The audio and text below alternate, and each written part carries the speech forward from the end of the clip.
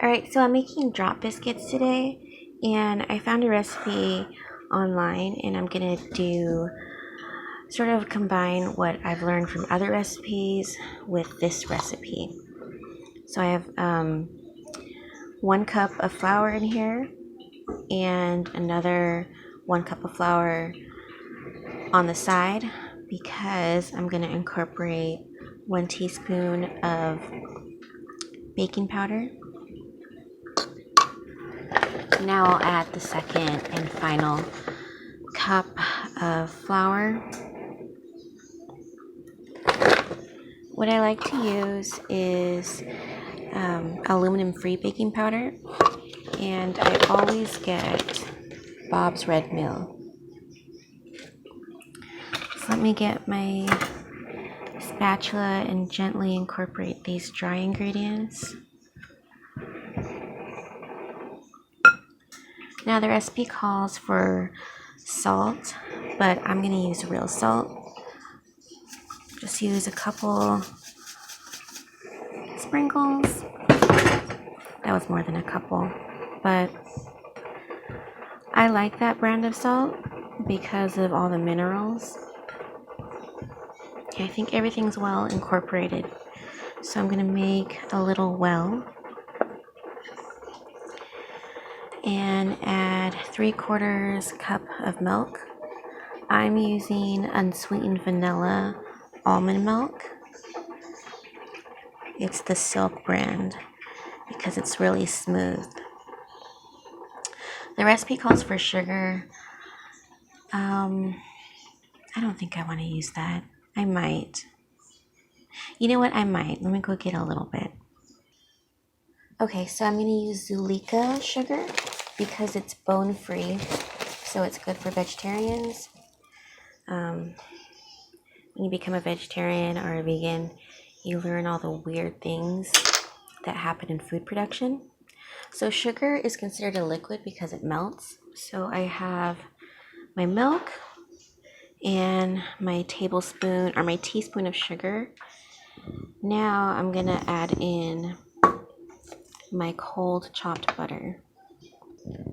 Okay, so the recipe that I found online asked me to use melted butter, but I know that when you use cold chopped butter, it allows the pastry or whatever you're making, croissants or biscuits or any type of other baked good, to have layers. So I'm being really gentle as I stir.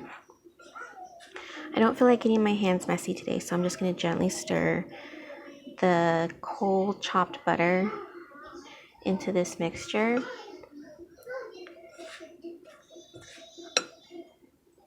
Because there's nothing like opening up a hot, flaky biscuit and eating it with your breakfast.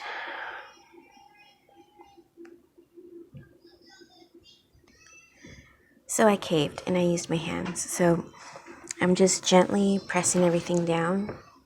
I'm not using anything really strong like a hand mixer because I want to keep those cold pieces of butter intact.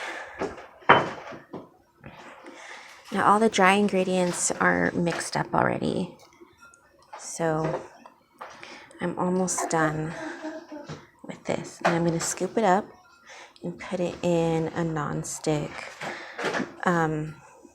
muffin or cupcake pan. So here they are, all scooped up. They're really dense. The recipe that I found online, I'll link it, but since I've never used this recipe before, I'm gonna stay close by my oven and check on these. So I have my oven at 425, and I'm gonna put these in the oven for 10 minutes, but I'll open the oven about 8 minutes in just to make sure they're not burning or becoming too thick. Alright, so while I wait, I'm going to make chocolate chip cookies.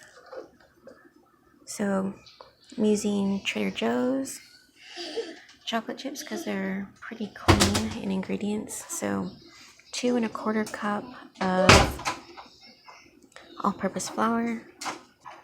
I'm going to add 1 teaspoon of baking powder. I'm going to use my real salt. It says 1 teaspoon salt, so I'm just going to shake a couple in there. Probably about 10. I like my cookies a little bit salty.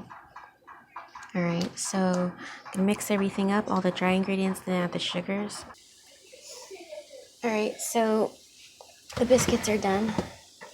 They were in there at 425 for 10 minutes. They're soft, but firm. You can see the butter leaked out from the mixture.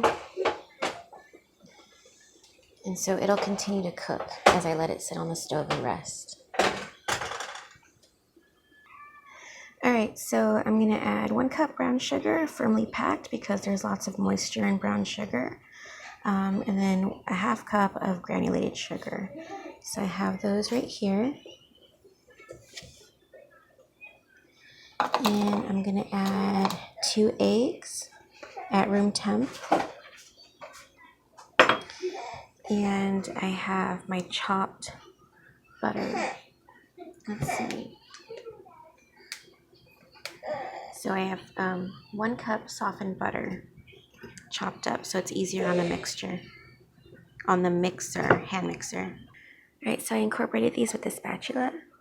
And I like this little cookie dropper punchy thing. I got it from Bed Bath & Beyond for maybe $4. Anyway, so I'm going to use my pizza pan because I didn't do dishes last night. So I just have the pizza pan and some parchment paper. So I'll do that a few times. Okay, so these are open. This one I cut open with a butter knife.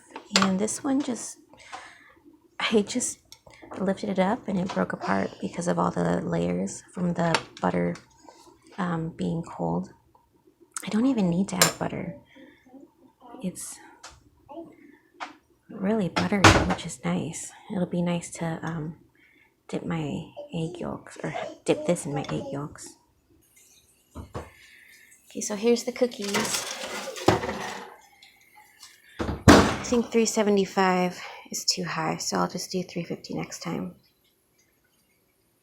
But anyways, there you go. Biscuits and chocolate chip cookies. Okay, so now I'm going to freeze the rest and hold these out during busy days.